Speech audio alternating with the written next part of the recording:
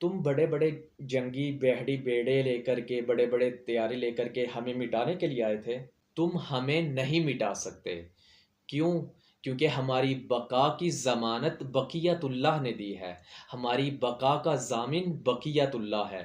امام زمانہ علیہ الصلوۃ والسلام فرماتے ہیں اِنَّا غَيْرُ مُحْمِلِينَ لِمُرْعَاتِكُمْ وَلَا نَاسِينَ لِذِكْرِكُمْ وَلَوْلَا ذَلِكَ لَنَزَلَ بِكُمُ اللَّاءُ وَاسْتَلَمَكُمُ الْأَعْدَاءُ۔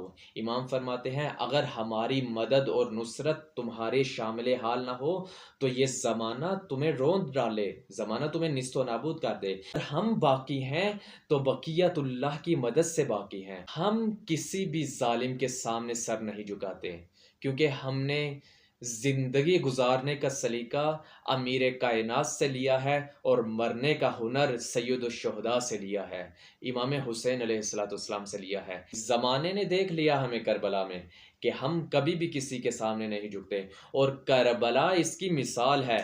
کربلا میں شہید تو ہو گئے، لیکن فتح اور نصرت اور کامیابی ہمیشہ شہداء کا مقدر ہوتی ہے۔ اور یاد رکھنا ہمیں شہادتوں سے نہیں ڈراؤ۔ کیوں؟